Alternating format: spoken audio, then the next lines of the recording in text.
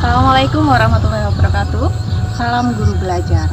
Perkenalkan, saya Dwi Bujatin, guru di SMPN 1 Subang Kuala. Dalam kesempatan kali ini, perkenankan saya memaparkan pemahaman saya dalam aksi nyata saya terkait pelatihan mandiri yang saya lakukan dalam platform Merdeka Mengajar dengan topik kurikulum merdeka.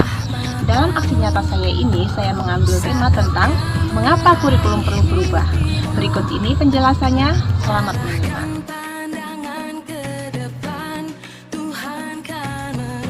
Perubahan kurikulum merupakan salah satu indikator pengembangan yang lazim terjadi di dunia pendidikan. Perubahan kurikulum merupakan salah satu respon dari perubahan tantangan pendidikan dalam setiap periode zaman. Setiap kurikulum disesuaikan dengan keadaan yang terjadi pada periode waktu kurikulum tersebut diberlakukan.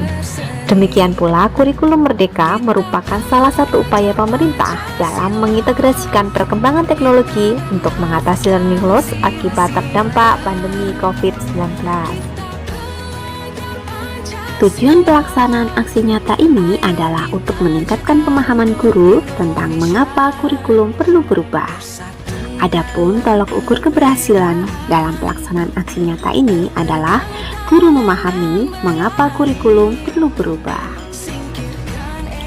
Deskripsi pelaksanaan aksi nyata meliputi: pertama, mempelajari modul yang tersedia pada platform Merdeka Mengajar. Kemudian yang kedua, menyusun rencana pelaksanaan aksi nyata. Yang ketiga, mempersiapkan alat, bahan, dan media yang digunakan dalam aksi nyata.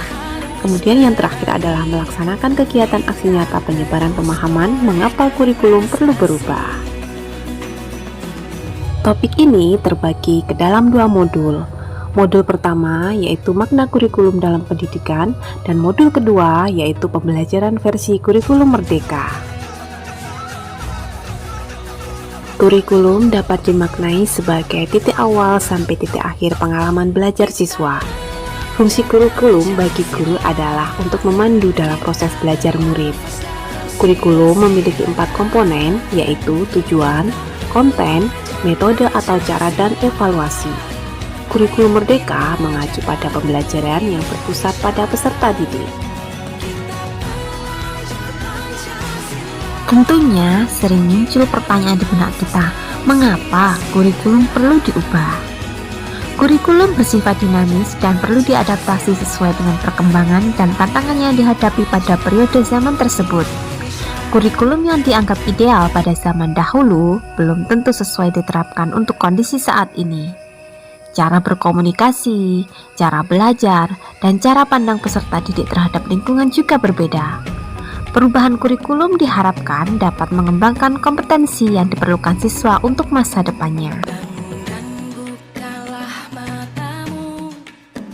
Prinsip umum pembelajaran dalam kurikulum merdeka. Pembelajaran dan asesmen pada prinsipnya dimaknai sebagai satu kesatuan yang utuh yang berujung pada keberhasilan peserta didik. Capaian pembelajaran dalam kurikulum merdeka. Capaian pembelajaran merupakan acuan kompetensi dan kriteria yang ingin dicapai dalam sebuah mata pelajaran dengan proses belajar yang menggunakan siklus inquiry. Pembelajaran dalam kurikulum merdeka mengusung konsep teaching at the right level. Struktur pembelajaran dalam kurikulum merdeka. Struktur pembelajaran dalam kurikulum merdeka sedikit berbeda dari kurikulum sebelumnya, baik dari segi distribusi jam pelajaran maupun muatan pelajaran. Dalam kurikulum merdeka, diberikan alokasi waktu khusus untuk proyek penguatan profil pelajar Pancasila atau P5. Setelah menyimak pemaparan topik aksi nyata tersebut, diharapkan audien dapat memberikan umpan balik berdasarkan 2 pertanyaan berikut ini. Pertama, dari paparan yang telah disampaikan, informasi baru apa saja yang audien peroleh terkait mengapa kurikulum perlu diubah? Kedua, langkah apa saja yang akan audien lakukan terkait pemberlakuan kurikulum merdeka? Demikian penjelasan dari saya. Terima kasih sudah menyimak pemahaman dalam aksi nyata saya terkait topik ini. Wassalamualaikum warahmatullahi wabarakatuh.